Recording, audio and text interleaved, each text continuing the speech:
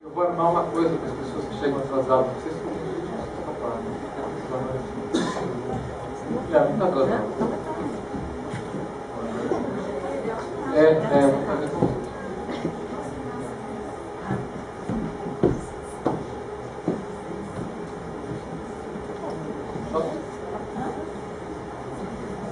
Legal. Estou me fazendo sinal que eu consigo ver o que é porque está escuro. Não vejo o que é o sinal. Ah, tá ok. Legal. Só esperar o pessoal acabar de sentar. Nós estamos só esperando vocês. Você apressa.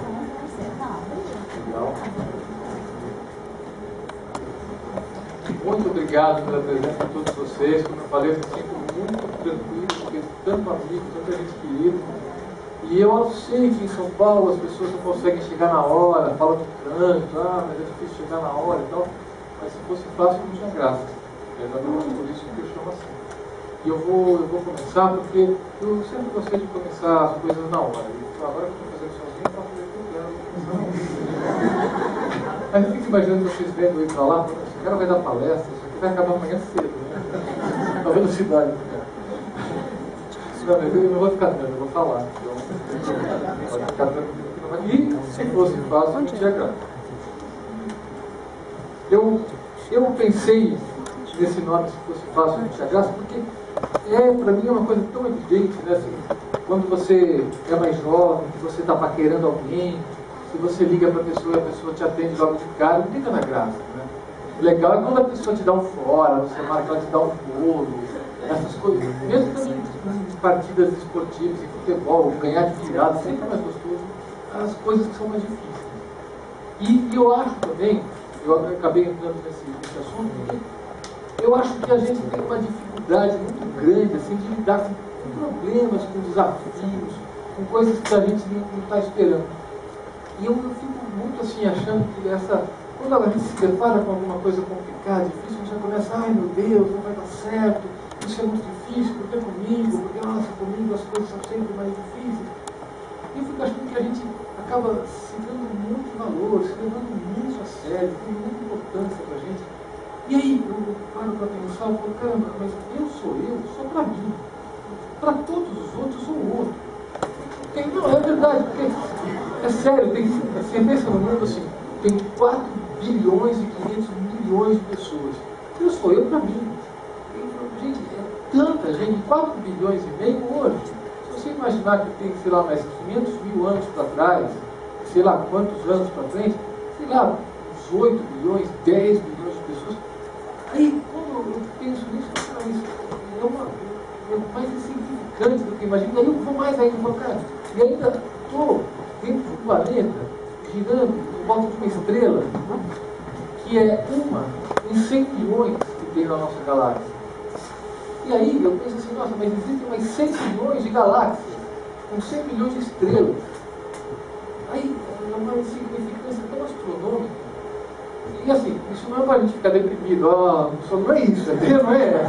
Não quero deprimir. Não é isso. A ideia é tirar o peso, assim, as coisas não são tão, sabe, a gente se ofende, isso me ofendeu. A gente se leva muito a sério, se acha muito importante. E eu comecei a perceber que, na medida que você começa a dar uma relativa importância para as coisas, perceber a sua insignificância linda e santa, não estou dizendo que a gente não é nada, ao mesmo tempo todo, você consegue enxergar as coisas com mais leveza e impressionante, porque às vezes você está na casa, céu, a vida não vai dar certo, tudo comigo, e você não consegue enxergar as coisas que estão na sua frente, na sua cara. E muitas vezes as soluções e aprendizados estão ali na sua cara e você acaba não vendo porque está nesse martírio de, coitado, puxa vida, logo comigo, tem um problema. Amigo, o problema você vai ter sempre, tá, a vida já é um problema. Não, é verdade, porque todo mundo fala, o que eu estou fazendo aqui? Em algum momento da vida eu falo, o que eu estou fazendo aqui? Da onde eu vim, para onde eu vou? Será que eu estou indo para algum lugar? Eu não sou só um grão de areia que abriu o olho. Quer dizer, a gente tem problema o tempo todo. Então, ficar encanado, sim, você tem, estar vivo é ter problemas, ainda bem que nós temos problemas para resolver essa mesma vida. E eu fui aprendendo isso falando de uma história que eu vivi, que eu vou contar para vocês agora. Começou em 90, eu estava viajando pela Europa e porque, eu esqueci de falar uma coisa, a gente sempre acha também nessa história dos problemas que as coisas não acontecem com a gente, sempre nessa ideia de que nós somos muito especiais, somos muito diferentes, a gente acha que as coisas não acontecem com a gente, acontecem só com o outro. Até que acontece com a gente vê que a gente é outro, a gente é igual ao outro. E foi o que aconteceu comigo. Eu estava viajando, uma viagem incrível, eu tinha me formado, eu tinha 21 anos, estava viajando, ficando em albergue, conhecendo o mundo. E eu fiquei um tempo em Londres, eu trabalhava numa joalheria que eu fazia tudo. Eu era... eu esqueci de combinar. Vocês podem chegar atrasado de novo? Vocês podem chegar, se vocês chegarem atrasados, vocês podem sair e vocês veem que eu esqueci de combinar uma coisa. Aí vocês, daqui as pessoas chegam atrasadas e tem um palhaço amigo meu que fazia uma coisa que eu achava massa, fica muito fácil. Quando a pessoa chega atrasada, a gente fala assim, aí eu falei pra ele, é claro, você estava com os fitilhos azuis. E todo mundo ri. Aí o cara acha que perdeu uma piada. Vamos dar uma ensaiada. Aí o que ele falou, claro, você estava com os 2 fitilhos azuis. Pode entrar, pessoal. Pode entrar. Então, e aí, mas aí eu falei pra eles, mas é claro, vocês estavam com os fitilhos azuis.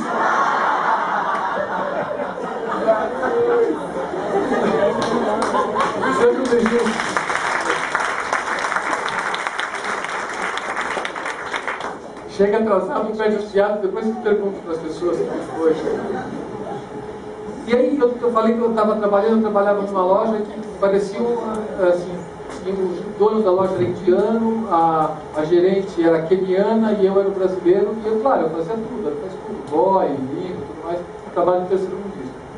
E uma noite eu fui, me diverti, fui num clube, tudo mais, e em Londres, os trens, os metrôs param de funcionar às 11 horas. Eu fui embora, saí do clube às 10h30, e quando eu cheguei na estação do metrô, eu ouvi o barulho do trem chegando. Quando eu ouvi o barulho do trem chegando, eu falei, vou correr, claro.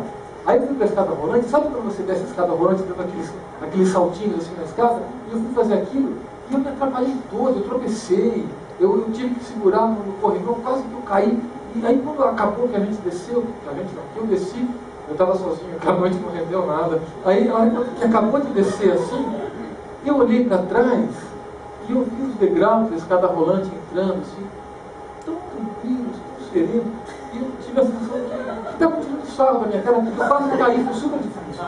E aí eu fiquei pensando no começo, eu nunca vi, e aí eu ouvi aquele aviso que os trens de Londres, quando vão fechar as portas, tem um aviso que para quem está lá trabalhando 3 vezes, me dava arrepio, que era assim, mind the gap. Cuidado com o degrau. Mind. Aí quando eu estava nessa, mas eu não estava vendo aquilo, eu ouvi, mind the gap, então o trem vai sair. Aí eu fui correr de novo, aí eu fui correr pro trem de novo. Eu fui correr e a minha perna estava estranha, estava esquisita. Mas eu cheguei a tempo, consegui entrar no metrô. Não dei bola, porque eu estava numa viagem tão incrível, vivendo umas experiências tão sensacionais. A primeira vez que eu estava fora de casa, que eu estava viajando sozinho, eu nunca tinha ficado tanto tempo comigo mesmo, estava sendo bacana, não dei muita bola. E eu estava num albergue, e eu tinha descoberto, eu adoro jogar futebol, eu tinha descoberto um campo de futebol, num parque perto de onde estava o meu albergue. E aí eu ia ao sábado jogar bola nesse campo. E nesses jogos que eu fui fazer, eu estava jogando mal. Eu ia para lá assim, sou brasileiro. Quando eu cheguei, falei que era brasileiro, foi mal alvoroço dos caras, brasileiro, reputado no time. Não, vai você para lá, o cara é brasileiro.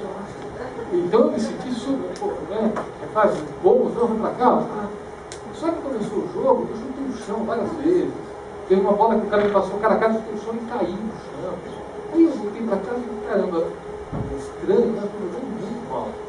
Aí eu falei, o jogador de futebol passa por fase, de repente eu estou passando por uma fase na qual eu não estou tão bem, talvez adaptei ao clima, jogadores diferentes, não fiquei muito preocupado com isso, porque repito, estava tudo muito, parecia um sonho que eu estava vivendo, e essas coisas não estavam assim efetivamente me tirando do céu, mas eu não estava acontecendo alguma coisa esquisita. E aí eu estava esperando nessa época um estágio, para eu fazer um estágio na Fiat em Torino, na Itália. E o Brasil ia jogar, era a Copa do Mundo em 90, e o Brasil ia jogar em Torino. E saiu o estágio. Quer dizer, estava tudo um sonho. Eu peguei e fui embora de Londres, fui para Torino, e no caminho eu passei por Paris, que tinha um amigo meu que estava morando lá, com os pais deles, que eram jornalistas, eu fiquei uma semana lá com ele. E bom, eu tinha ganho um dinheirinho lá em Londres, trabalhando no metrô, tudo mais. Essa uma semana em Paris, a gente fiquei bebendo vinho toda noite, passeando pela cidade e tudo mais. E na última noite, a gente foi num bistrozinho e a gente acabou conhecendo a dona, que na época para mim era uma senhora, mas hoje eu acho que ela devia ter a minha idade, talvez até menos. E a gente ficou conversando na mesa, eu, meu amigo e ela fechou o bistrô também, fui lá também as coisas de uma outra cidade. Ficou batendo papo, tomando vinho, e naquela época, em 90, era a época da lambada, estourou aquela música, chorando se foi, lembra que foi? E nossa, era um frisson. E aí ela tinha essa música lá, ela botou, ela queria aprender a dançar lambada. E aí eu olhei para o meu amigo, ele olhou para mim, então, eu não era um bailarino, mas assim, eu tinha passado férias em Caraíba, eu tinha pagado aquele livro de ficar no banheiro ensaiando os passinhos, então, vou conseguir ensinar, ela é francesa, não entendi nada e tal. E eu fui ensinar ela. Mas ela não ficou sabendo, eu não sei exatamente o que ela aprendeu, mas eu também percebi que estava esquisito. De novo eu percebi que eu estava mais desengonçado do que era de se esperar.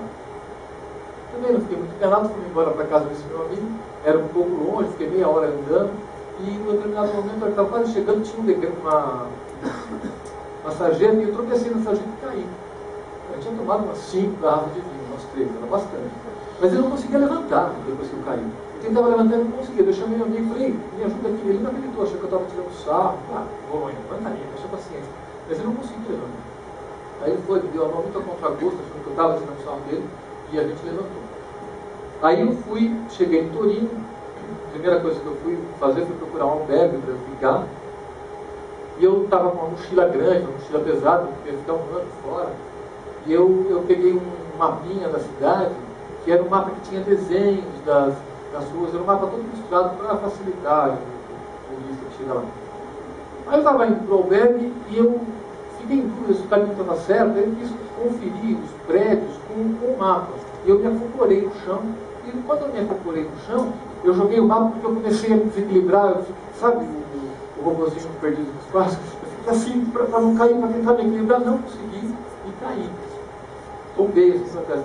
Eu achei estranho, mas no Brasil, eu corria 10 km 3 vezes por semana, para ir remar, eu jogava bola no final de semana, agora não aguento o peso da mochila, vai estranho.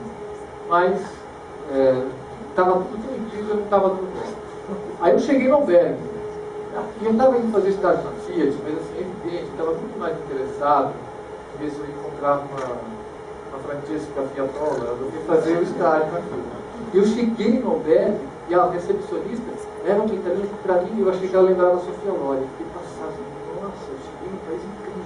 E ela me deu a ficha para eu preencher, e aí eu fui preencher e eu percebi que a minha mão estava estranha também. Eu fui escrever, a mão estava, sabe quando fica muito fria, sua mão fica gelada e ela fica meio endurecida para escrever? Minha mão estava assim, mas não estava muito fria. Eu tinha passado um inverno e eu achei que estava esquisito, a minha mão estava dura. Mas enfim, preenchi, falei, será que eu estou tão passado com a Sofia Loren? Não, não é isso. Enfim, aí eu preenchi, consegui preencher, comecei a fazer meu estágio na Fiat. Eu estava alugando um apartamento, e aí um dia eu acordei, fui lavar o rosto, né, para ir trabalhar, tudo mais, e eu olhei no espelho e estava com barbicha. Assim, meu irmão mais velho sempre teve barba. Com 15, 16 anos eu tinha barba, eu não tinha. Então quando eu vi a barbicha, aquilo para mim, eu falei, cara, realmente minha vida está muito incrível.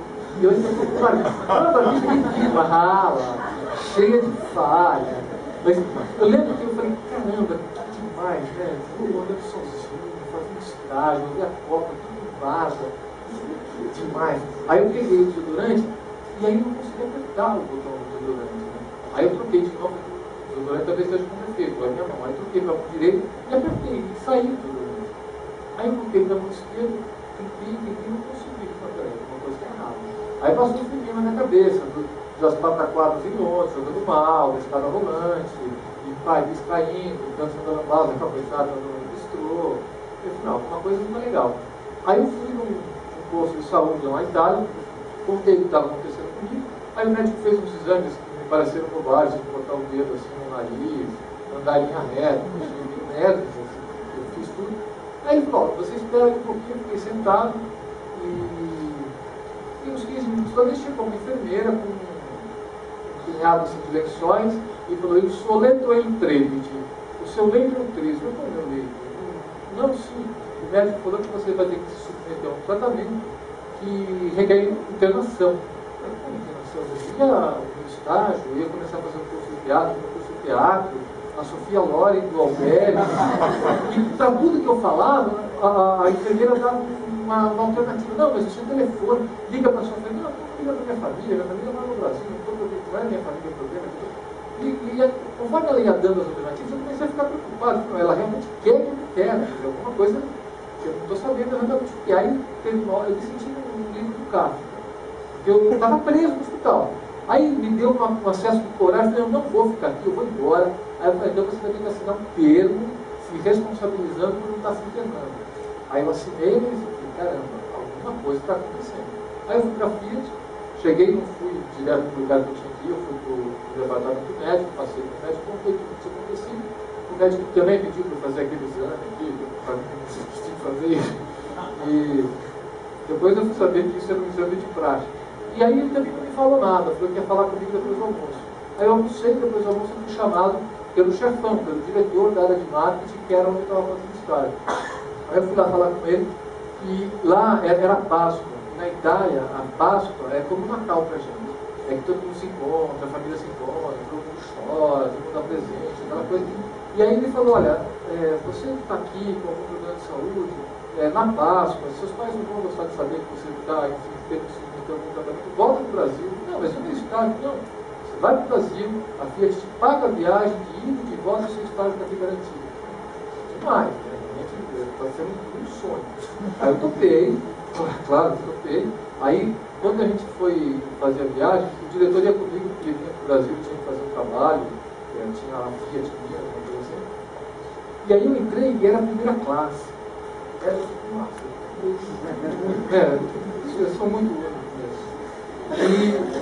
E aí eu estava lendo um livro, e eu não lembro o nome do livro, eu lembro que aí eu li uma coisa que acabou virando um mantra para mim. Isso ficou para mim pro resto da minha vida. Na orelha do livro falava assim: "É preciso aprender a aguardar a simplicidade dos fatos."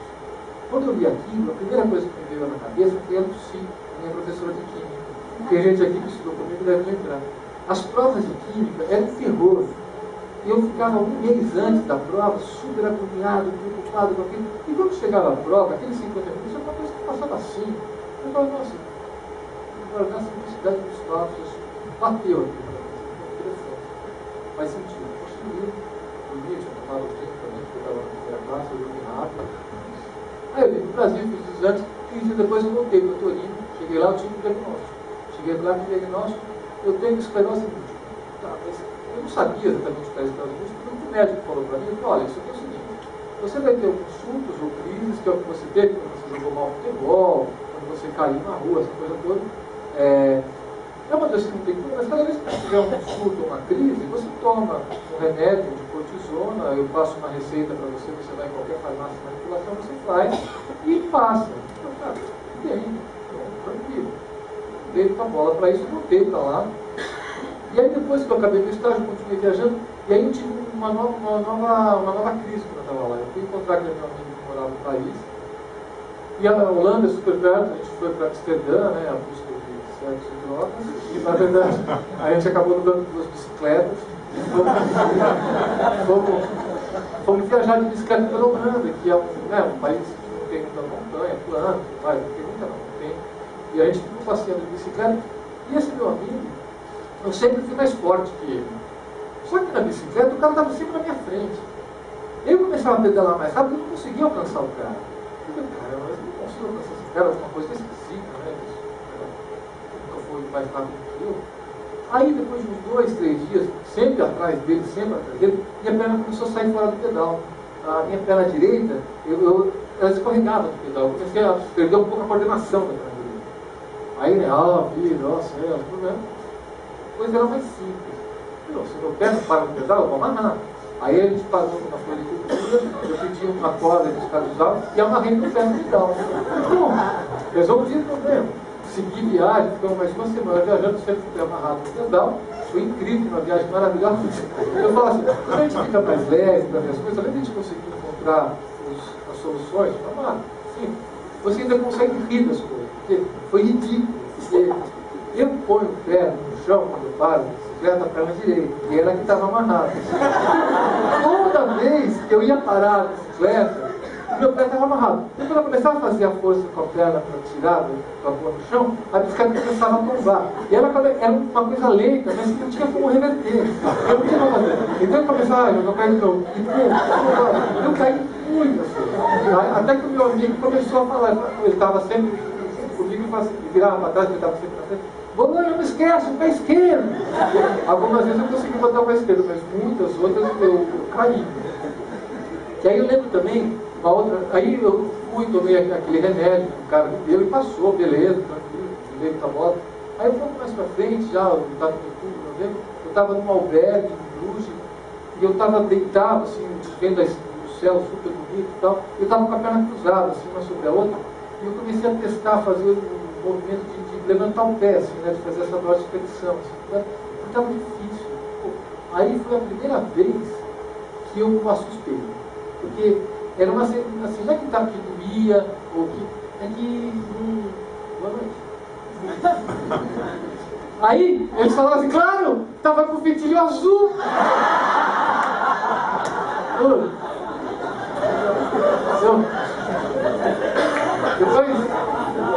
Depois vocês perguntam. Cadê o outro? Mas seja bem-vindo. O que eu estava falando? Bato no pé. Aí, então, porque não era uma coisa que doía, era uma coisa que era, não respondia. Eu tentava mexer o pé e não respondia. Foi a primeira vez que eu. Aí eu fiquei um pouco assim abalado. Pô, mas não é muito estranho. Mas beleza, aí eu voltei para o Brasil. E uma das minhas preocupações era voltar a jogar futebol. Depois de Londres eu quase não tinha jogado mais. E eu tinha um ponto de encontro com meus amigos, era em casa jogar futebol, tinha uma quadra de futebol de salão. E eu comecei a marcar aqueles pontos de novo e eu estava jogando muito mal mesmo. E aí eu falei, bom, então vou voltar, talvez eu esteja preparado para isso mal, vou voltar a correr, claro que não vou conseguir correr os 10 km, porque eu fiquei um ano, né, na escola e tudo mais. Vou voltar devagar. E eu voltei a correr na USP, mas eu estava muito abaixo do que eu achava que ia estar. E tropeçando, eu corria, sei lá, 3, 4 km, já começava a tropeçar. Até teve um cara que ficou com uma raiva daquele cara aqui, porque eu estava correndo e eu tropecei. Eu falei assim, isso é falta de preparo físico. Que saco! Falta de preparo físico. E eu comecei a perceber que... Como? E aí eu comecei... Foi aí que eu comecei a olhar com outro... Enfim, dar uma outra atenção para a coisa. Porque eu comecei a perceber que não era tão simples como o médico tinha falado. E estava jogando muito mal, com dificuldade para correr. E aí me caiu uma ficha, assim, que eu comecei a procurar informações sobre a esclerose múltipla. E eu lembro de uma ficha que caiu, que me espantou, foi assim, uma doença autoimune. Eu falei, não, sou eu que estou fazendo isso. Aí deu um estalo em mim. E aí foi uma sensação meio que assim, que tocou o sinal do recreio, sabe assim. Agora, acabou a farra e tal, eu tenho que prestar atenção. Não é que acabou a farra, que eu fiquei muito feliz, não é isso aqui. Eu comecei a perceber que eu tinha uma batalha ali pela frente, eu tinha que me ligar, eu tinha que tomar alguns cuidados. E eu comecei a fazer uma série de coisas. Eu comecei a fazer uma dieta, eu parei de comer carne, eu parei de beber álcool. Eu, com 22 anos, parar de beber álcool era uma prova inequívoca de determinação. Eu era um cara que bebia legal. E eu parei de beber, eu falei, bom, se autoimune, eu preciso conhecer o meu inimigo, eu não conhecer, fui fazer terapia, fiz 11 anos de terapia, enfim, comecei a fazer um monte de trabalhos de corpo, de reconhecimento corporal, RPG, golfe, neurotomia, fui fazer dança cultural, acabei jogando um foco bastante grande para mim. E foi muito legal, porque durante 2 anos eu não tive mais nenhum surto, nenhuma crise. E eu acabei descobrindo uma outra coisa nesses 2 anos nos quais eu tive crise. Foi que mesmo sem ter crise, eu continuava jogando mal. Pô, já faz 6 meses que eu tenho crise, vamos jogar, pessoal, vem, vamos jogar, tropeçava de novo, estava no chão de novo. Ia correr, estava difícil de correr. Aí me caiu uma outra ficha que é o seguinte, tem sequela. aquele médico não contou tudo, agora que eu descobri. E a esclerose múltipla, ela é assim. Nosso sistema nervoso, ele é recoberto por uma camadinha de gordura que chama mielina, que é meio que desempenha a mesma função que a parte isolante dos fios elétricos. Então, toda a nossa corrente nervosa é isolada por essa barrinha de mielina, e na esclerose múltipla, o nosso sistema imunológico ataca essa barrinha de mielina e desfaz. Aonde ela desfaz, fica um curto-circuito, por isso os sintomas. Mas aí o que eu descobri foi que o lugar onde se desfaz a mielina não se refaz. Fica ali aquele curto-circuito passivo, é uma sequela de peraí, diferente. O cara não falou, não sabia se estava com a sequela. Aí a coisa começou a tomar outra dimensão, mas em nenhum momento teve aquela coisa de novela mexicana, que o cara tira, puta, eu não sou o pai da criança. Não teve nenhum momento que eu, a partir de agora, muda. A esclerose foi sempre uma coisa que foi os obstáculos, as dificuldades, os aprendizados, as novidades, foram todas sempre muito lentas, muito um degradê, assim, muito sutil, e quase você não consegue perceber as nuances de cor olhando de perto, só olhando mais de longe você começa a perceber, foi sempre uma coisa muito, muito lenta, muito gradual que eu queria sentir. Então, eu falando assim, pode parecer assim, nossa, que história pesada. Não, as coisas iam se revelando isso. Em nenhum momento teve uma coisa, que horror. Eu ia percebendo essas novas condições, ia buscando me adaptar a essas novas condições. Aí depois desses 2 anos, voltaram a ter surtos. Parou a trégua, eu voltei a ter surto, e aí juntou o surto com a sequela, eu voltei a cada vez jogar futebol pior. E aí aconteceu uma coisa que eu acho muito legal, que são os aprendizados, né, que a gente começa a ter com as coisas que acontecem com a gente. Eu jogava bola, eu nunca fui o craque do time, mas eu jogava, assim, não era um nerd também. Eu era, assim, na hora de escolher, sabe o que faz para mim? Eu era o primeiro, o segundo a ser escolhido, às vezes, dependendo, dava eu de escolher. E aí eu comecei a ser o terceiro, a ser escolhido, claro. Eu passei a ser, aí eu já passei a nem ser mais escolhido. Era assim, dividir os times, qual ficou com uma mesa? Bom, você vai naquele. Eu ficava vendo que ficou com a mesa. E aí isso foi uma coisa legal, porque essa coisa que eu estava falando, que a gente agora pegou, ser o outro, eu me senti o outro, porque quando eu ia jogar bola, eu estava nesse nível, eu era um zero à esquerda, assim, eu vinha as bolas para mim, eu estava no ar. Eu falei, caramba, eu sou aquele cara que há 5 anos, 6 anos, eu gritava, eu era um jogador bem chato, eu era chato, eu gritava com as pessoas, dava ordem no time. E agora eu sou o cara com quem eu gritaria muito. Né? Eu daria uma puta bronca se eu estivesse jogando aqui. Aí me deu esse insight de, caramba, né? Estou vivendo a experiência de ser o outro. Isso tem repercussões, é legal, é interessante. Né? E a doença começou a progredir e depois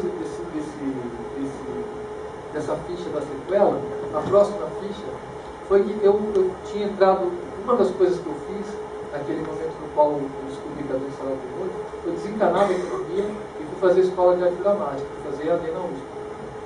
Aí eu segui a carreira de ator, e eu estava fazendo espetáculos e tudo mais, e teve um dia eu fazia um espetáculo que era uma tragédia grega lá no Centro Cultural. E eu fazia o escravo do Agamemnon. E tinha um momento que o Agamemnon mandava uma carta para o irmão dele, que é Menelau, e o Menelau roubava a carta. E aí eu tinha que entrar em cena, eu entrava correndo porque o meu personagem não entrega, mas eu tinha que entrar meio apressadinho e falar, isso é indigno, Menelau. E aí eu fui entrar no, isso é indigno, eu tropecei e caí em cena. E aí eu fiquei mal, foi uma das vezes que eu fiquei mal, porque eu caí em cena. E aí eu comecei a pensar que talvez, eu larguei o caminho para ser ator e talvez eu não consiga ser ator. E eu comecei, esse daí foi o primeiro ponto, mas aí eu fiz filme, eu fiz o Carandiru, já um pouco mais para frente, e aí me escalaram numa partida de futebol. Aí eu disse, não posso jogar futebol, não dá para fazer, eu perdia uma cena grande, eu ia aparecer e tal, não posso. Eu fiz também com a Laís, que é minha cunhada, eu fiz o Bicho de 7 Cabeças, e tinha também um momento, antes das filmagens, a gente fez um workshop super grande, ficava 3, 4 horas, para descobrir personagens, e eu acabava cansado, porque uma das coisas da esclerose é que você entra em fadiga muito rápido. eu estava cansado, então eu comecei a sacar que para ser ator também está cada vez mais, o ciclo de possibilidades está ficando cada vez menor. O cara que pode se mexer muito, tem que ser meio velho, estava ficando difícil. E aí, de novo, lá vem, nossa, não, foi bom. Eu comecei a fazer uma oficina na EAD, no último semestre da EAD, que era uma oficina de palhaço. E eu comecei a tomar contato com essa figura, que é um cara que faz tudo errado, que tropeça e cai, que derruba o copo na festa, na frente da menina mais gostosa da festa. Mas tudo que eu estou vivendo está sendo para mim um obstáculo, no palhaço, é na verdade um handicap, na verdade é uma coisa boa. E aí eu comecei a me dedicar a uma carreira de palhaço. Fui fazer cursos, fiz espetáculos, e aí acabei descobrindo o palhaço comendador, que é um palhaço que talvez aqui tenha gente que ia jogando no Portugal, já assistiu, já conhece, mas eu vou mostrar para vocês o que deu essas crises, essa coisa toda, não estou conseguindo nascer ator, mas beleza, então se eu não consigo ficar no palco direitinho, vou ficar no palco errado, isso vai ser bom. Se eu precisar, se eu cair, não tem problema nenhum, é isso mesmo, o palhaço cai mesmo. E aí eu descobri o Comendador Nelson, que é o meu palhaço. Eu vou trazer um pouquinho aqui para vocês conhecerem, Não, acho que eu vou primeiro botar ele sentado. O palhaço, isso é uma coisa que eu descobri também. O palhaço persegue a gente. Mesmo quando você não está querendo fazer palhaçada, não está querendo fazer a coisa errada, você faz. É meio praga.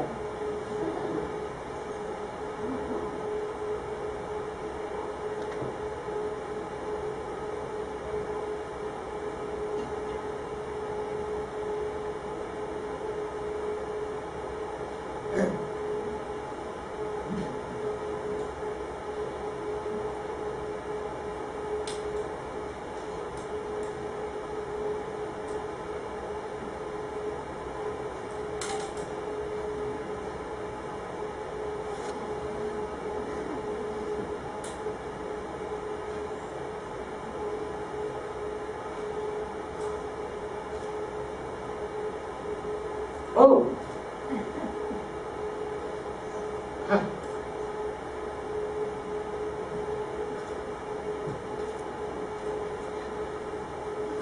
Aleluia!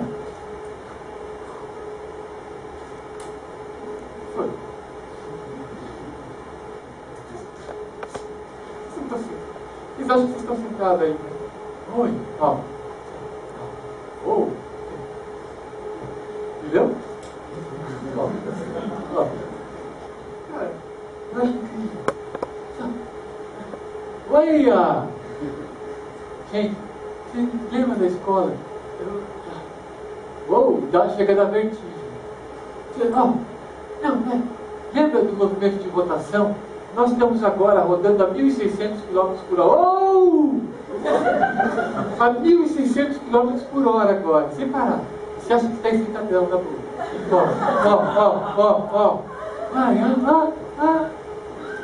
Não, calma.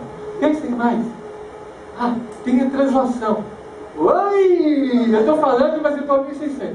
E tem a translação, que é a mais de 100 mil. Ei! Cara, é uma loucura. A mais de 100 mil de assim, e a 1.600 eu lembro, eu vou mostrar a minha idade. Eu lembro do Leonardo DiCaprio do Titanic, ó. E a gente no planeta. A 1.600. E tem a nossa galáxia girando em torno do centro do universo em velocidade sem nome. Não tem nome. Nós estamos agora nisso.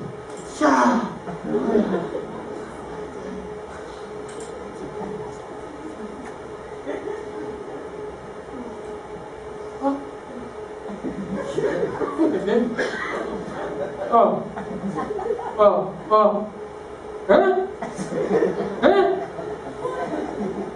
Tô surfando! Se liga, cara, tô surfando. Você tá surfando também? Tá todo mundo surfando, ó? Principalmente a prancha. Sai da prancha. Alguém tem horas? Eu vou explicar que eu estou vendo. Oi! Tá rodando. Alguém tem horas? Ó, 8h40 do dia 1º de agosto de 2013 e a humanidade nunca esteve além. Tome. Já foi? Já era? Já foi? Opa, já era aqui.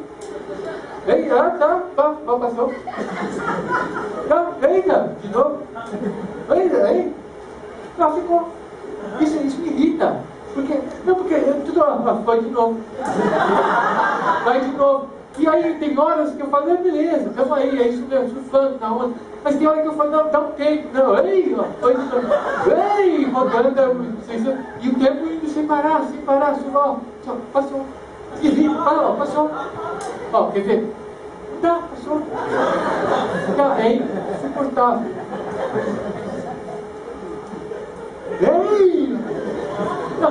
Tanto de barulho que eu tenho na cabeça. Outro dia, faz tempo, eu fui, negócio não. E o tempo, para, dá um tempo. Eu fui num parque de eu fui num parque de diversões e tinha um lugar que era o cinema, daquelas, aquela cadeira que você senta e ela mexe dos lados, para frente, para trás, e aquela tela enorme, e o som que aparece, tiro lá atrás, o som sai lá atrás, e era uma nave espacial, era 5 minutos só. Uou! Tá, sensação, tá aqui, a sensação tá aqui. E aí, era uma nave espacial. E conforme a nave subia, descia, a cadeira subia, descia, e os barulhos aconteciam. E eu estava sentado do lado de um gordinho rosado e de uma senhora do meu lado. E a gente gritava. E aí, tem hora que eu fui segurar na cadeira, eu peguei no braço da velha, eu falei, desculpa, não, ela aí, um menino do meu lado pegou na minha mão. Foi só tremendo. De repente, acabou. Acenderam as luzes. Eu tirei o meu cinto.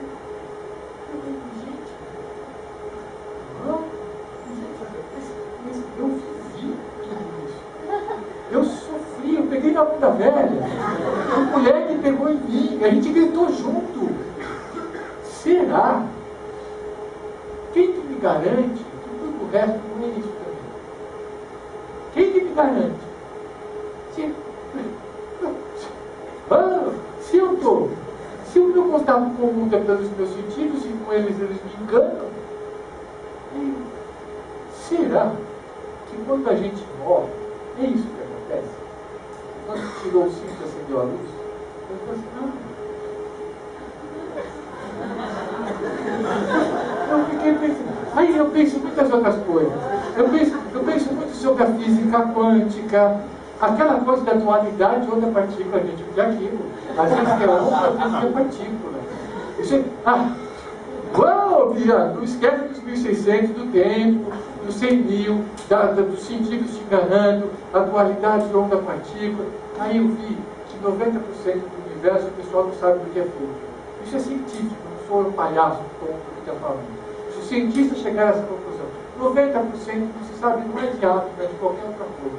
Mas, eu teria muitas coisas para falar para vocês, mas que hoje não sou só eu que vou falar, tem que romper o cavalo. Eu vou me despedir de vocês para deixar ele continuar falando aquela coisa que ele está falando. Bem? Então, eu deixo vocês aqui com o meu cavalo.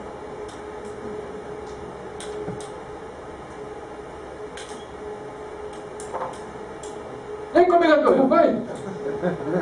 Então, foi essa figura que eu acho que ele só foi completo. Alô? Vocês estão vendo? Está muito fora do microfone. Obrigado. Aí eu acabei fazendo minha carreira como palhaço, fui trabalhar no Circo da Alegria, trabalhei num projeto de palhaço em hospital psiquiátrico, trabalhei por 10 anos como palhaço supervisador do Zoológico Cultural. E uma das coisas mais legais assim, que ficou para mim tão forte quanto a coisa do a aprender a guardar a simplicidade dos fatos, foi que quando eu fui fazer o teste dos autores da alegria, eu cheguei no hospital, porque o teste você tinha que ir um dia e você fazia uma manhã com o Wellington Nogueira, que é o fundador dos autores, para ele ver se você levava jeito, como se conhece pessoas que... Eu cheguei no hospital, e é um hospital barra pesada, né? Aquela coisa, todo mundo olhando pro chão, todo baixo, as pessoas tristes, não tem um cheiro estranho. Aí quando eu cheguei lá, eu falei, putz, eu não vou aguentar essa barra, tá? Porque nos doutores a gente trabalhava 2 vezes por semana no hospital. Eu vi 2 vezes por semana no ambiente do hospital. Não vai rolar. É muito pesado. Mas eu já estava lá, falei, já podia, vou fazer, beleza. Quero um quarto com camarinha, me troquei, botei nariz, me maquiei e tudo mais. E fui trabalhar. E aí aconteceu uma coisa impressionante. Aquele lugar horroroso, pesado, em outro lugar. Eu me diverti, eu ri, as pessoas riram comigo, foi super leve, foi super gostoso. Aí, quando eu voltei no meu quarto, no camarim, para me trocar, e eu fiquei muito impressionado com essa mudança que aconteceu. Aí eu lembro que eu estava voltando de ônibus para casa, e eu falei, caramba, o mundo é uma projeção nossa. E o hospital é o mesmo, exatamente no mesmo lugar, o hospital mudou. Fui eu que mudei. Eu que botei mais os palhaços, entrei numa outra frequência, um outro jeito de olhar para as coisas, e o hospital tinha se transformado, era outra coisa, muito diferente. E aí eu voltando no mundo, eu falei, a gente tem esse poder, né? E as coisas lá fora, elas não são nada, né? No contato com a gente quer atribuir valor para as coisas e a gente inventa o mundo. Eu posso inventar um mundo legal, né? Preciso ficar sempre com as coisas pesadas. Isso foi uma coisa para mim muito marcante, essa coisa de que realmente somos nós quem inventamos o mundo, quem criamos a realidade na qual a gente vai estar. Muitas vezes a gente não escolhe, né? É o nosso jeito, a nossa personalidade, não interessa, é a gente que inventa o mundo criativo. Isso foi uma coisa para mim que foi muito importante, assim, uma ficha que caiu, que isso não saiu mais da minha cabeça, eu trago isso comigo para cima. E eu assim, falando assim, pô, né, o cara contando um monte de coisa legal, o cara bem resolvido, né, que bacana, pô, uma consideração. Para mim foi sempre assim, né. Tiveram momentos que eu fiquei mal, que eu fiquei triste, que dava uma baixada na bola, que pô, caramba, tava pesado e tal. E aí também aconteceu que nessas fases, teve um dia eu estava no quarto do meu irmão, ouvindo música, e eu estava ouvindo o CD da Elis Regina, no show dela em Montreux, e ela canta Maria Maria. Eu estava acocorado assim, né? Aquele dia não estava legal, eu não lembro se eu tinha jogado mal, enfim, se eu fiz alguma coisa que eu falei, pô, tá pesado. E aí eu estava ouvindo Maria Maria, e a hora que ela começou a cantar aquela parte que ela fala, mas eu preciso ter força, eu preciso ter raça, assim. Cara, aquilo entrou em mim de um jeito. Eu sou corintiano, sou brasileiro, meu ídolo é o Dom Quixote, ganhar de virada. Então, a hora que ela veio com esse papo do mas é preciso ter força, é preciso ter raça sempre, aquilo me deu uma gana, assim. Eu chorei de emoção, de alegria, não de alegria, mas de gana, assim. E aí isso daí passou a ser um ritual para mim. Todas as vezes meus pais, tá bom, filho, tá? Eu ia lá no quarto, botava o CD da Elis, e mais é preciso ter força, é preciso ter raça, sempre eu ia, e isso me dava uma motivação, uma força que era. Isso eu faço até hoje. É uma coisa que surte muito efeito comigo. E o que eu estava falando? Aí começam os desafios que vão vir. Eu estou contando os desafios que eu acontecendo. Mais para frente, eu já estava trabalhando com palhaço e tudo mais, mas eu comecei a perceber que mesmo trabalhando com palhaço estava ficando difícil também. Porque eu já estava tropeçando demais. Para mim, tapete a minha mulher é tapeceira, meu sogro é tapeceiro. É surreal. E jogando no quintal também tinha tapete. E também a gente viajava, e às vezes ia para um lugar que era muito calor, e calor também, para quem tem esclerose é ruim. Começou a ficar difícil o trabalho, e agora sim podemos fazer ao vivo, ao céu e tal. Mas na verdade não, porque o que aconteceu foi que a solução, como sempre, era mais simples, estava na minha frente. Bom, era falar para o pessoal do elenco, falar, galera, tá difícil, alguém pode me ajudar? Escuta, você carrega isso para mim? Aí aceitar a mão da menina que te dá a mão para descer da van. Comecei a assumir essa outra, assumir que não, eu preciso de ajuda, não dá para fazer tudo sozinho. Eu não preciso pedir para o meu amigo, para uma menina, escuta, você carrega minha mala que eu não consigo? Aí comecei a fazer isso. E além de fazer isso, eu falei com o meu diretor, que era o César, e eu falei, César, você acha mal se eu começar a trabalhar de bengala? Eu falei, não, cara, eu dou um apoio e tal, eu comecei a trabalhar de bengala. De novo, a solução para coisa que poderia parecer o fim do mundo era muito simples, comecei a usar bengala e pedir ajuda para as pessoas. E foi incrível, porque aí eu consegui mais uns 3 anos trabalhar assim, usando a bengala, e ficou legal, o palhaço com bengala, né, uma invenção minha. Foi uma coisa super legal. Eu acabei incorporando uma coisa que parecia um grande problema, acabou sendo ótimo para mim, porque ficou bacana o comendador com a bengala. Durante muito tempo eu usava a bengala em cena, eu jogava, enfim, a bengala acabou virando mais um elemento cênico como um palhaço, foi ótimo. Foi mais um exercício de perceber que às vezes as soluções são evidentes, óbvias e simples. E aí eu consegui trabalhar mais um tempo, só que aí aconteceu o seguinte, a minha esclerose, foi diagnosticada em 90, ela era desse jeito que é, você tem surto ou crise, toma um remédio e passa. Aí vai ficando com a sequela, mas o surto passa. Aí a partir de 2005, o que aconteceu, e não aconteceu só comigo, 70% das pessoas que têm esclerose acontece isso. Ela passou de ser dessa forma, que chama surto, remissão, para ser progressiva. Ou seja, o surto começa e ele não, você toma um remédio e ele não para, ele continua. Então você acaba tendo uma piora progressiva. Isso começou em 2005. Foi quando eu também comecei a usar a bengala no trabalho e tudo mais. Mas aí eu fui procurar o meu neuro. Eu estava usando uma bengala. Só que ela era progressiva. Então eu falei, bom, de uma bengala eu vou para duas, e duas eu vou para duas, onde vai acabar isso? Aí eu fui falar com o meu neuro. Aí o meu neuro, que é assim, o bambambam da esclerose múltipla no Brasil, ele falava para mim, olha, não tem nada para fazer. Eu falei, como não tem nada para fazer? Não tem, a medicina não conhece cura para essa doença e realmente quando a vida é progressiva a gente tem que ir tentando, enfim, controlar, mas a gente não tem efetivamente um modo de controlar. E não falou, mas a gente disse, vamos ver o que vai dar. Mas eu sabia o que ia dar. Aí agora sim, Deus, nossa, não, olha como as coisas são simples. O meu neuro falou isso, que não tinha jeito, que a doença não tinha cura e quando fica progressiva, secundária, não tem o que fazer. Eu troquei dinheiro. É uma coisa tão simples. Mas se você está naquela, você nunca vai pensar nisso. Eu troquei dinheiro, foi incrível. Eu fui com outro neurologista, que era um neurologista também bacana, que dava aula em faculdade, em universidade e tal.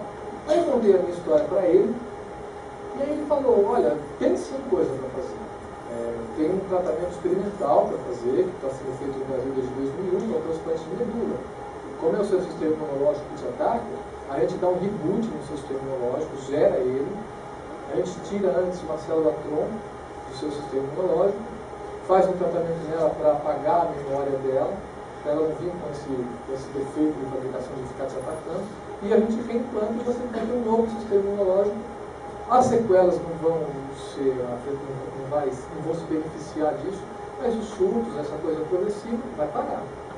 Aí o 9, não, claro, eu quero, eu vou fazer, não, calma, não é assim, você tem que falar com o hematologista, é um tratamento difícil, se fosse fácil, eu não tinha graça. Aí eu fui falar com o hematologista, fiz, aí eu me internei, e essa coisa que eu falo, que assim, às vezes parece a vida é tirar sarro da gente, né? Tem uma escada rolante, tudo mais. Eu acho que é meio comum, todo homem tem fantasia, né? Com enfermeira, com professora, né? Com médico e tal. E eu estava lá, toda manhã tomando banho, pelado com uma enfermeira. Quer dizer, a última coisa que eu podia pensar naquele momento era realizar qualquer tipo de fantasia. E eu tem muitas coisas que aconteceram, assim, que eu acho que são engraçadas como essa, e não dá para ficar contando tudo aqui. Eu estou escrevendo um livro no qual eu estou contando umas outras coisas engraçadas também que aconteceram. Um dos sintomas da esclerose clássico, enfim, 90% de esclerose tem, é que a bexiga fica nervosa. Você tem vontade de ir no banheiro, você tem que ir no banheiro. Não tem muita negociação. Eu comecei a ter isso também. Aí eu até brincava com a minha companheira e falava assim, nossa, se eu fosse cachorro, eu já matei São Paulo inteira. Porque eu fui aprendendo que não dava para você querer segurar muito, faz na calça mesmo, não dava, não tinha jeito. E aí eu fui falar com o meu médico, né? E ele falou, não tem muito o que fazer, ele falou de um remédio que eu podia tomar para segurar o urina, eu fiquei com a boca seca pra caramba, foi horrível, eu não quero esse remédio. Aí eu falei, você pode usar fralda geriátrica. Um maluco, usar fralda geriátrica, ideia de livro.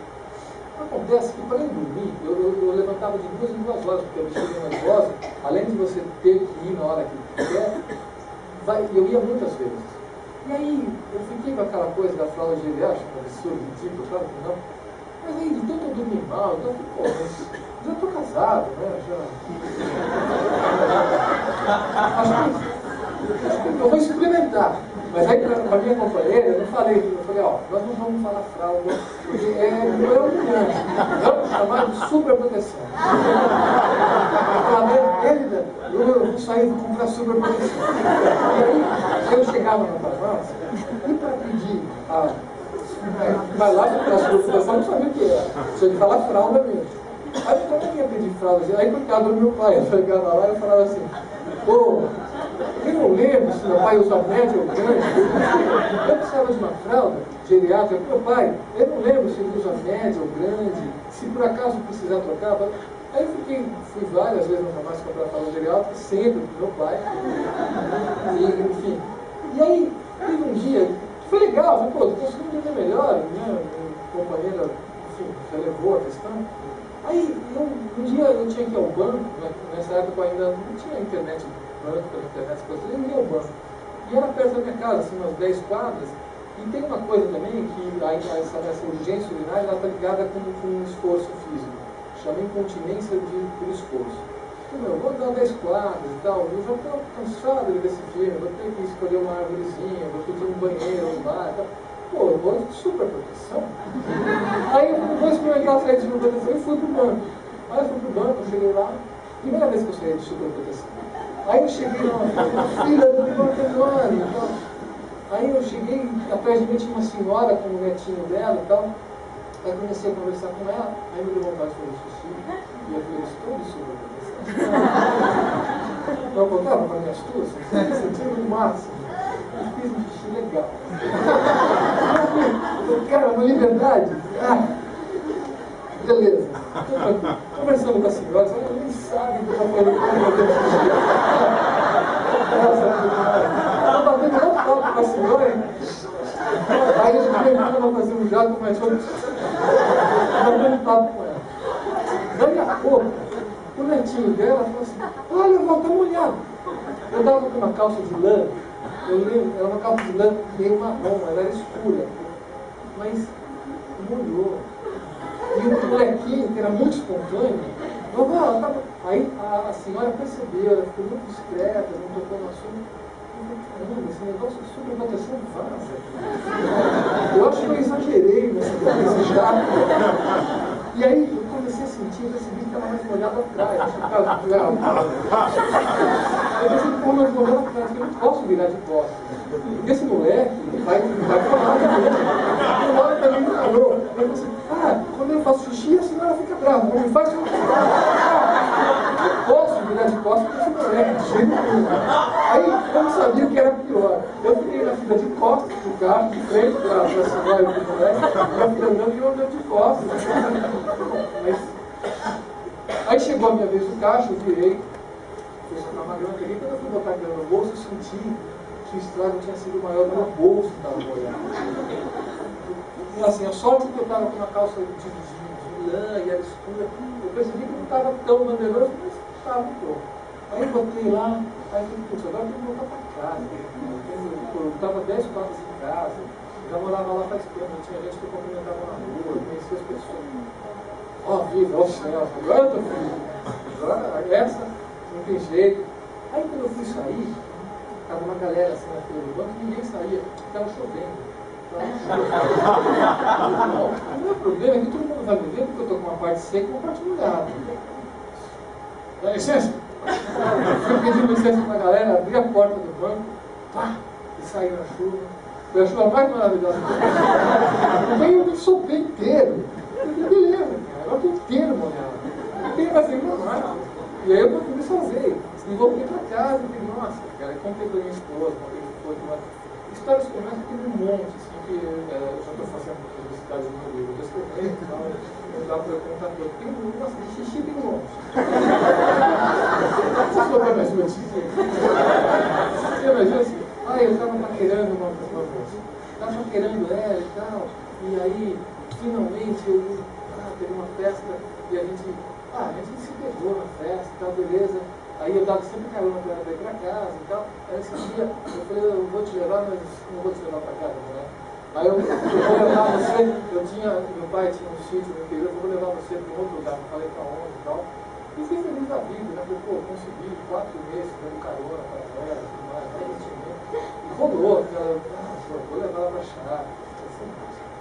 Aí no meio da viagem, começou a me dar vontade de assistir. E uma vontade, né, cheguei nervosa e tal. Aí eu falei, pô, eu tinha lido umas coisas, uns ensinamentos do Casanova, né? Aí eu falei, pô, o Casanova está com uma situação dessa. Parar o cara e fazer xixi é muito... tem muito glamour isso, né? Aí eu olhei no relógio, eu vi que faltava uns 20 minutos, não, 20 minutos não, tá tudo. Mas aí depois eu não consegui conversar muito com ela, porque ela estava tão empenhada em gravar e tal, e a conversa não ia tão bem, Aí quase cheguei, aí quando eu cheguei para o portão fechado, eu não tinha chave. Aí eu buzinei para ver se o caseiro abriu, o caseiro não acordava. Eu vou ter que descer para acordar o caseiro. Mas todo o esforço, a continência por esforço, eu vou descer, fui lembrar, já vi esse filme. Bom, eu trouxe ela aqui, tem que ir. Aí eu abri a porta do carro, desci, travadinho, fui, nada, consegui, cheguei no alambrado, chamei o caseiro não acordava, chamava o caseiro. E já eu torci, o caseiro não acordava. Aí eu subi o alambrado, tinha 3 arames farpados por cima, não sei nem como eu consegui, mas eu furei. Aí eu bati na porta do caseiro, o caseiro acordou, eu pedi a chave do portão para ele e tal. E já muito legal. Aí quando eu dei a chave, que eu fui caminhar de volta para abrir o portão, eu senti a minha perna aqui.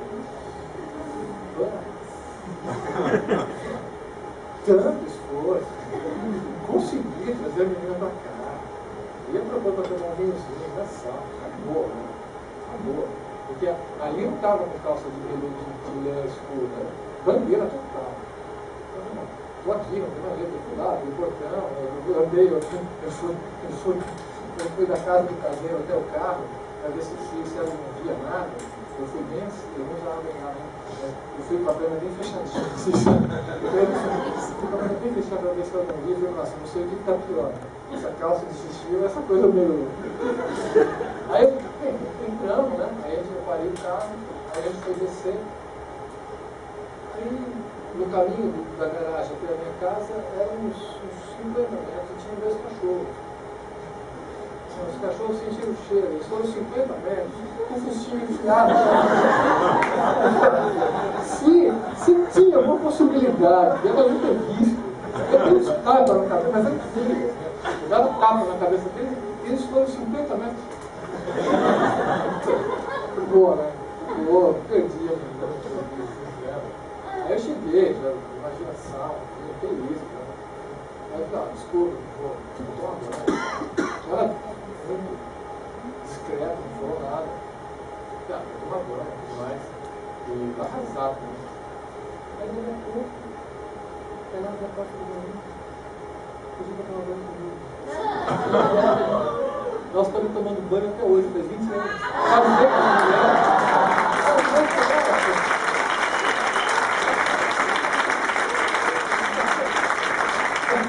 é incrível, nossa, cara. Bom, tem muitas outras histórias, mas eu preciso tocar para frente. Bom, eu estou na parte da progressiva que eu troquei pro médico, fiz o transplante de medula e deu certo. Parou, a gente conseguiu parar a progressão da doença, foi incrível, de 6 a 6 meses eu passei a fazer ressonância, que mostra onde é que estão as cicatrizes. E aí tem uma outra coisa que o meu neuro explicou, que o nosso cérebro tem uma coisa que eles chamam de plasticidade, que eles ficam buscando outros caminhos, outras alternativas para os lugares que estão com problema, ou no caso dessa cicatriz. E muitas vezes, essa plasticidade acaba trazendo coisas que são boas, outras que não são tão boas. No meu caso, eu fiquei com espasticidade. Espasticidade é que a musculatura fica muito enrijecida. Então, por isso que eu ando meio robocop assim, com a perna dura, por causa da espasticidade. Aí, como a espasticidade com a sequela junto, aí realmente o trabalho com o palhaço ficou quase impossível. Porque as viagens para mim eram difíceis, eu comecei a dar trabalho para a produção, tinha que ver se o lugar que a gente ia apresentar tinha escada, porque se tivesse escada, eu subia a escada, tinha que encontrar um banheiro rápido, e começava o espetáculo já cansado. Chegou um ponto no qual aí realmente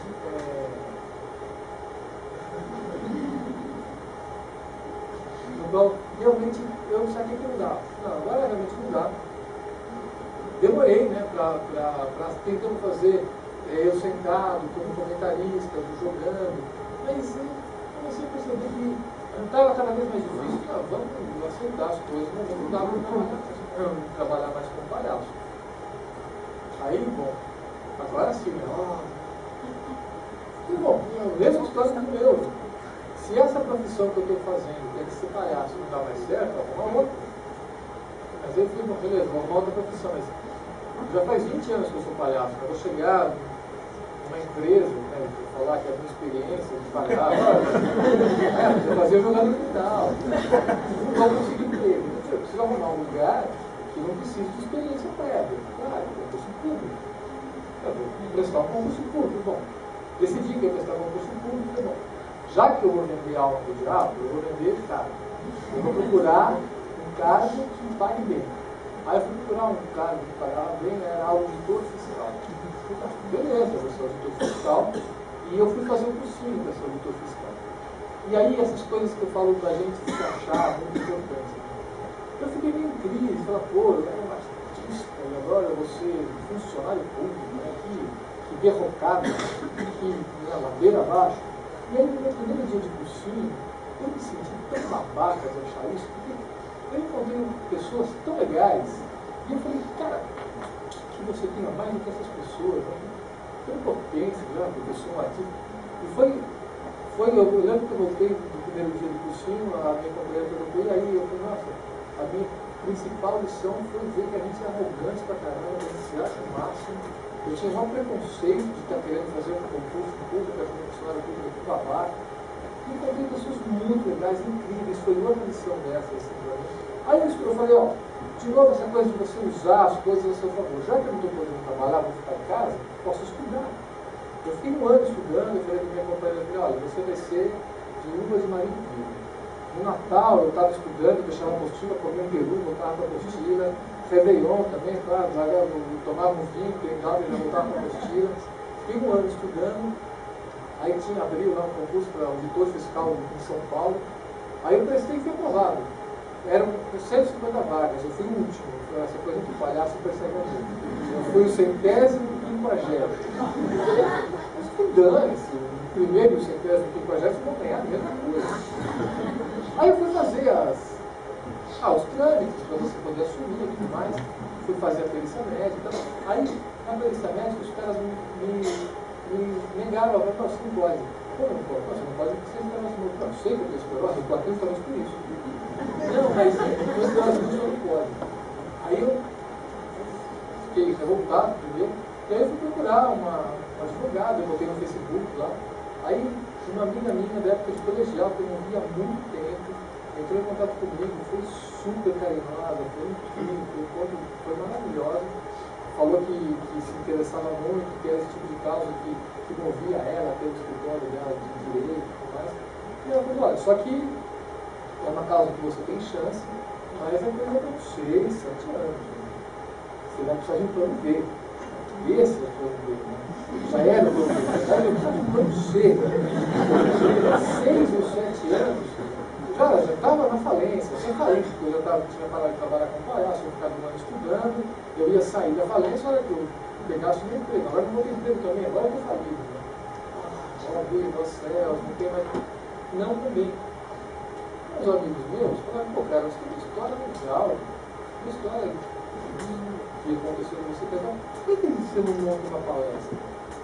Você não monta uma palestra e, sei lá, apresenta para congressos médicos, para empresas, para tudo, enfim, vende para RH, tudo mais. Eu estou aqui. Inaugurando a palestra.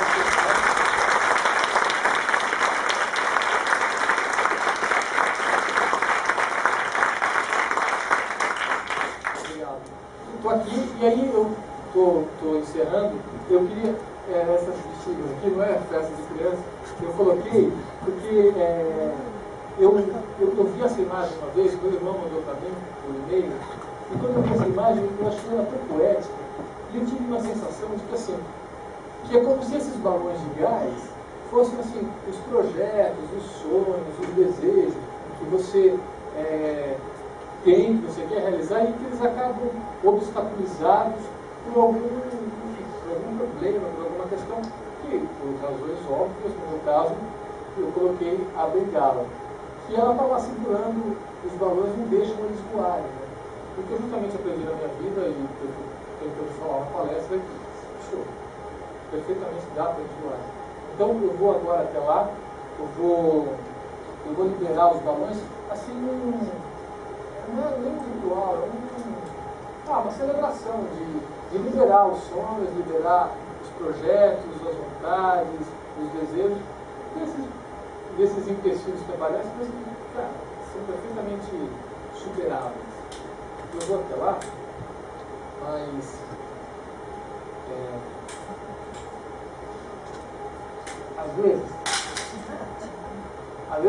às vezes acontece que a vida da gente coloca a gente em situações que a gente fica super impotente. Né?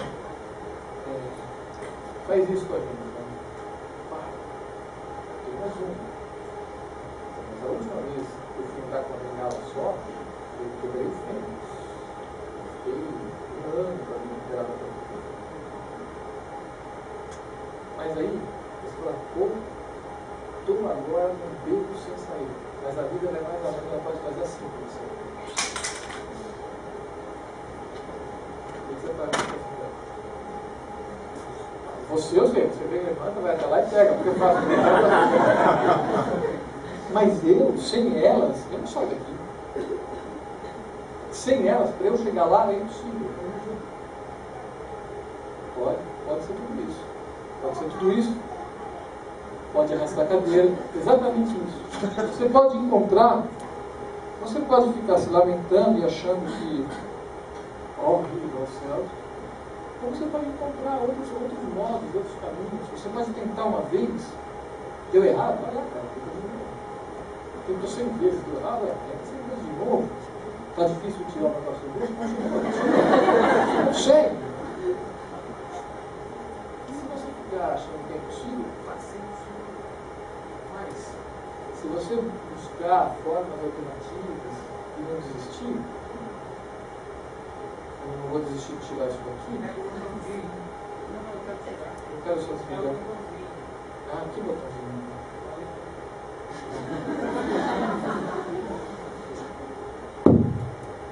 Vocês me ouvem? Sim. Obrigado. Uma coisa, pode parecer absolutamente impossível.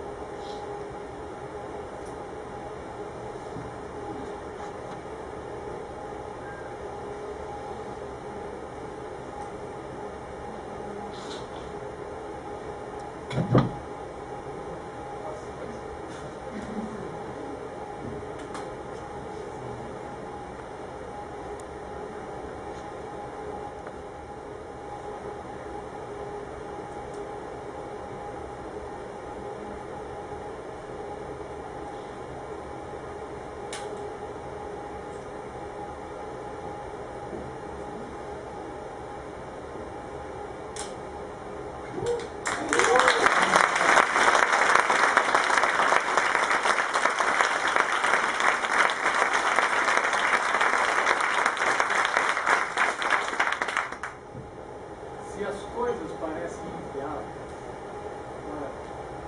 não é motivo para não querer. Que tristes os caminhos, se não for a presença distante das estrelas.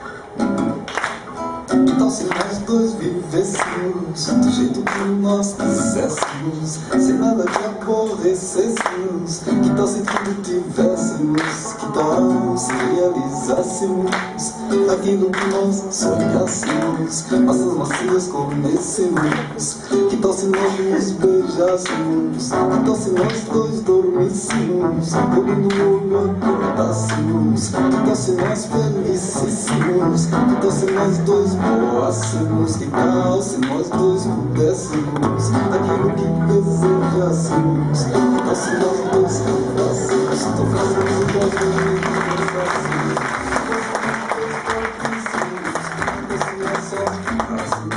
que tal amássemos, que tal se no céu morássemos, que tal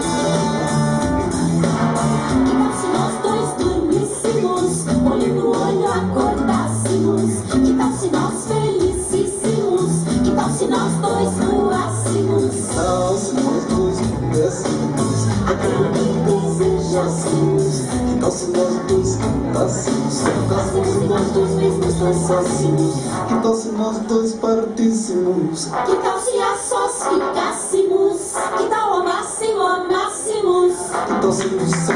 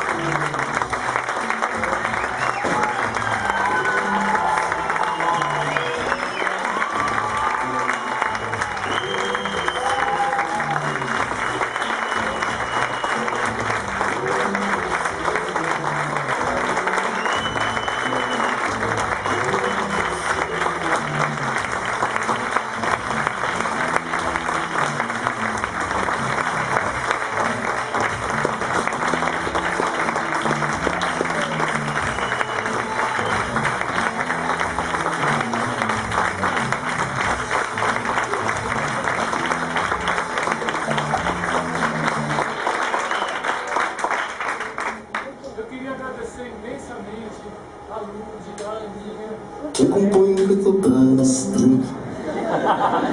Foi ela que foi. A Lucianinha, a Érica, que me ajudaram a produzir essa apresentação da palestra. Muito obrigado. E eu chamei ela de as pandeiras, eu me senti igual. Você se viajou para frente, não, três gatos aqui, eu sou o próprio povo. Então eu queria agradecer as pandeiras.